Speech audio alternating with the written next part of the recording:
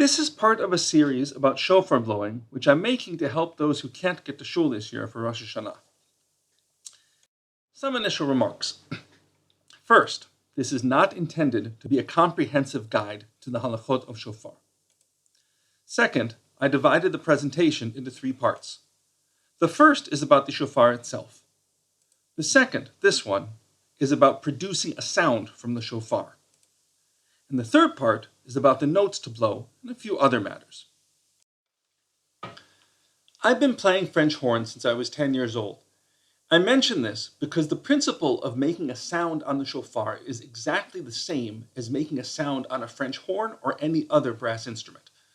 So I approach blowing shofar like I would playing French horn. To demonstrate, here's a hunting call on a French horn.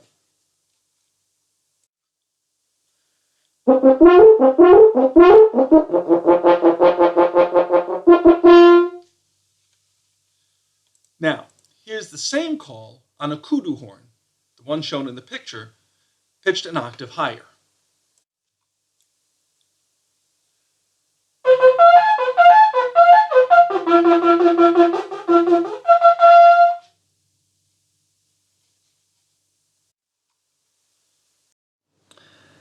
I will therefore explain how to produce a sound on the shofar more or less like I would explain how to produce a sound on the French horn.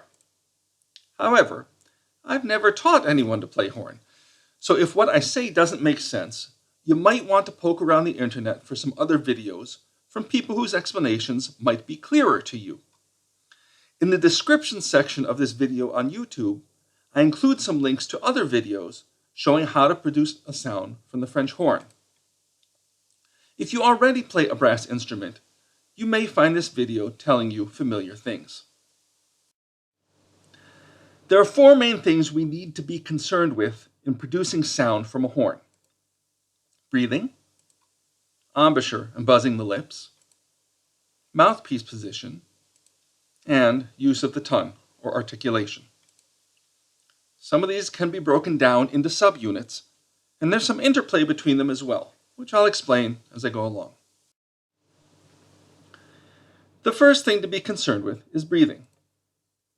That may sound dumb, since we all know how to breathe, but all good brass players, all good wind players really, have developed a technique for breathing, and many problems that brass players have can be linked back to problems in breathing. When you're breathing to play a shofar or a brass instrument, start by drawing a breath that fills up your stomach. That's a funny way to put it, because when we breathe, we're filling our lungs, but we can think of it as filling them from the top down or bottom up.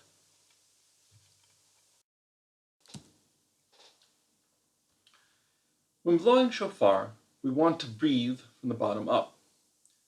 Put your hand on your belly, open your mouth so that your throat is open wide too, and breathe in so that your stomach comes up.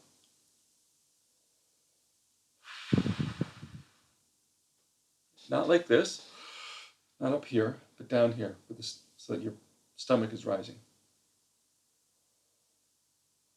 Now, when you breathe out the same way, that is, from your stomach, except when you exhale, close your lips a little bit, like you're trying to blow out a candle.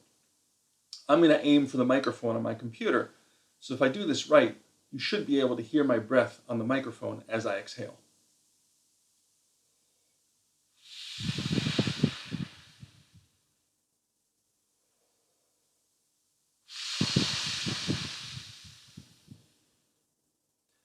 That's the way we want to breathe. If you feel your chest expanding, but not your belly, or if you feel your rib cage rising up toward your head, you're not doing it right. It's not that you won't have air that way, but breathing that way tenses the upper part of your body, including the shoulders, neck, and throat, which isn't conducive to good sound production. Breathing so as to fill your lungs from the bottom up helps to keep your upper body more relaxed. And to reiterate, when exhaling, do the process in reverse, but now with your mouth more closed. Once we've got breathing mastered, we can move on to producing a sound. The sound of the shofar, or a brass instrument, is made by pursing the lips and then blowing air across them so that they buzz, in the same way that one gets a balloon to make noise by stretching the opening tightly.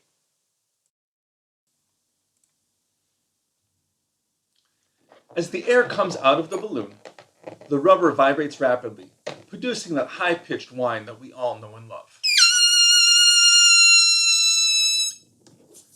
We want to do the same thing with our lips, like this.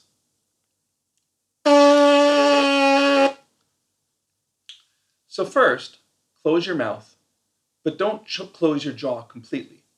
There should be a little space between the teeth of the upper and lower jaws. The right position for the jaw and the lips can be approximated by making the sound mm.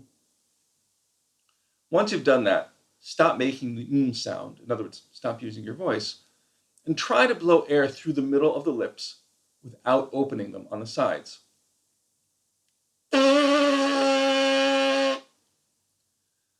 You'll probably need to tighten the lips a bit more to make them like the opening of the balloon.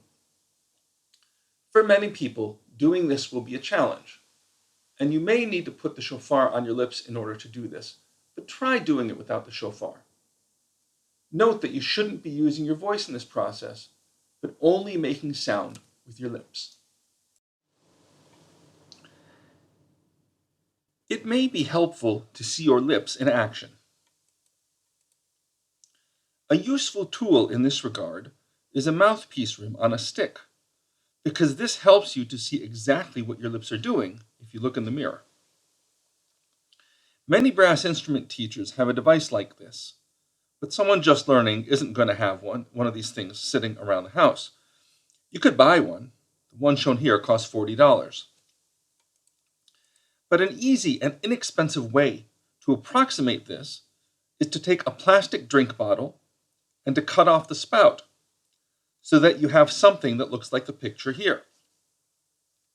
The opening on this is a bit bigger than the opening on a French horn or trumpet mouthpiece, and quite a bit bigger than the opening you'll find on most shofarot. The rim may also be a bit thin for some people. Nevertheless, as a way to visualize how your lips are working, this allows you to approximate a mouthpiece and to look in the mirror as you buzz. Here's the cap. You just take it, put it on your lips, and you can look in the mirror as you buzz and see what your lips are doing.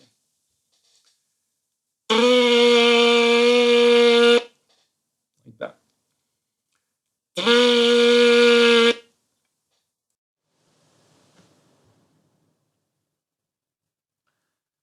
When you actually put the shofar on your lips, you should play around with the positioning of the mouthpiece on the lips to find out what works for you. French horn players keep their mouthpiece about 2/3 on the upper lip and about 1/3 on the lower lip. For trumpeters, it's about half and half. Shofar blowers aren't really judged on the quality of their tone, so that part isn't so critical. And the apertures on most shofarot are not round, but elongated.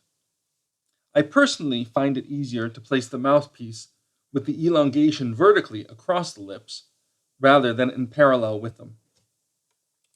Also, when you put the shofar on your lips, you may want to lick them just before setting the shofar.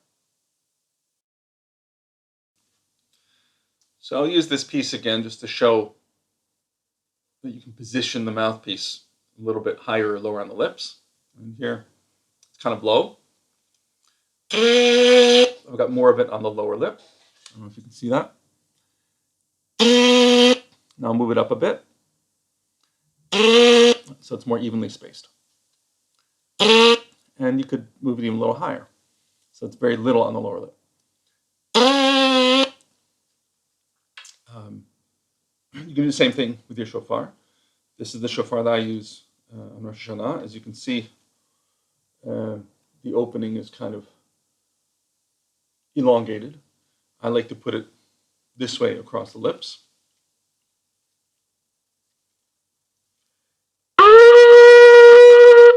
But you could also do it parallel with the lips like this. And you'll notice through this video and the previous ones that I tend to lick my lips right before I put the shofar on and play.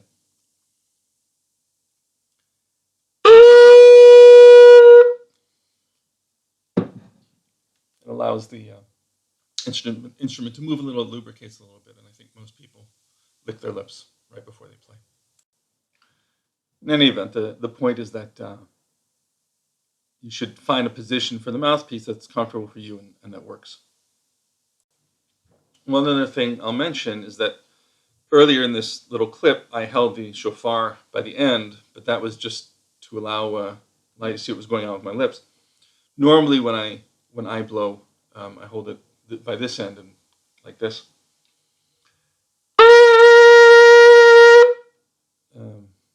But again, whatever works for you, as long as you don't put too much pressure on the lips.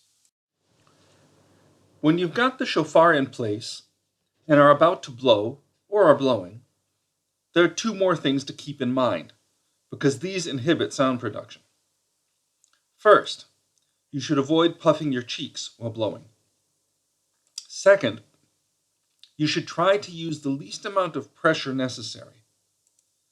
If the rim of the shofar is thin, pressing the shofar hard on the lips can even result in cutting your lip. When buzzing your lips, don't puff out your cheeks like that, right? So that inhibits sound production. As I said before, think of blowing out a candle, but now with your lips buzzing.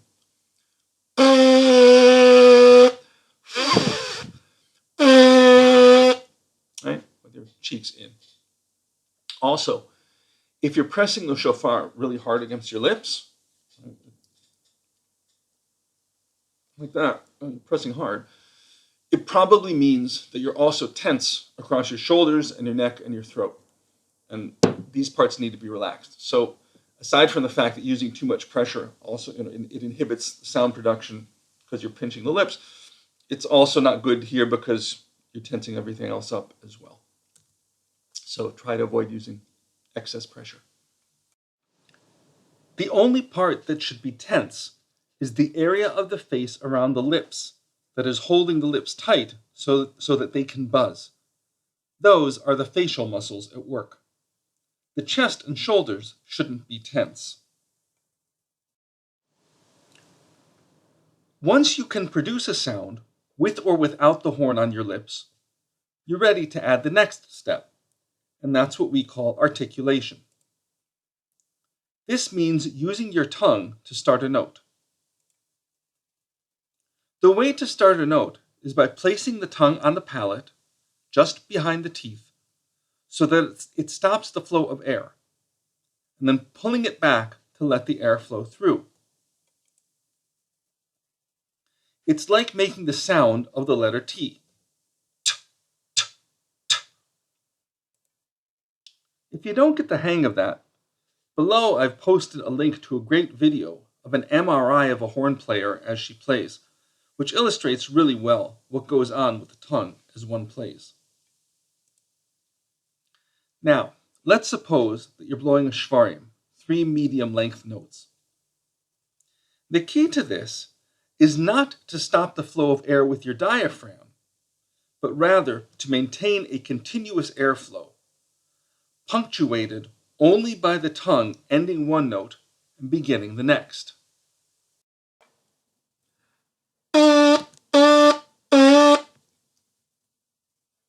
Using the tongue to start the note is even more critical in blowing a trua. Try going ta-ta fast, at least 9 tas. Ta-ta-ta-ta-ta-ta-ta-ta, or try doing it without your voice.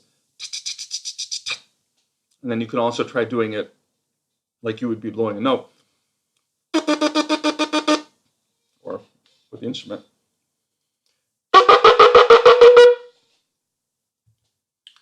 Now, try doing the same thing, saying ha, but starting and stopping each ha with the diaphragm. Don't use the throat. You can probably, if you use the throat, what we call a glottal stop, you may be able to do it quickly. Don't use the throat. Try doing it with your diaphragm and see if you can do it fast, right? unless you've been trained as an opera singer, you're probably not going to be able to do those ha's fast enough to be able to do a trua. The better bet is to keep the airflow going and using the tongue. Just like that, and with the constant airflow. When blowing the shvarim and the trua, you want to keep the airflow going and interrupt it only with the tongue so as to stop the first note and start the second, etc. If you also use the tongue to end the last note as you stop blowing, you'll have more control over the length of the last note so as to keep all the notes an even length. Each of the steps I've outlined may require some practice, individually and then all together. And then, once you've gotten to the stage where you can put them all together, you'll need to do more practicing to be sure you can consistently blow 30 or 100 kolot. We use a lot of facial muscles to produce these sounds, and just like an athlete needs to work on conditioning to be sure he'll have the endurance needed for whatever sport he plays, shofar blowers need to know their facial muscles are strong enough to enable them to blow all the notes without difficulty. If you can get to the point that you can do 300 or 400 kolot at one stretch, let's say within half an hour, at home without difficulty, then you should be ready to go with 100 kolot in shul. Don't leave it to chance. Be prepared. Finally, you may have noticed that in this video, I have positioned the shofar in the middle of my lips, right below my nose. That's the way brass instruments are played. Some of you may be aware that the Shulchan Aruch says that the shofar should be blown out the side of the mouth. That statement is taken from the Zohar, and the Rambam doesn't mention it in his halachot of shofar. It's clearly a statement made by a non-brass player. There's a reason why brass players play out of the middle of their lips. One can exert more control that way. I suspect that for the untrained person, it may be easier to blow out the side of one's mouth, particularly out the corner, which may be why the Zohar and the Shulchan Aruch say that one should do it that way. However, this specific location of the shofar on the lips is irrelevant for purposes of fulfilling the mitzvah. The important thing is consistently producing the required sounds wherever on the lips the shofar is placed. I think if you practice, it's ultimately easier to blow out the middle, but do what works for you. If you blow well, everyone will be yotzei. People will appreciate that you blew well, and no one will complain about the fact that you blew the shofar out the middle of your mouth.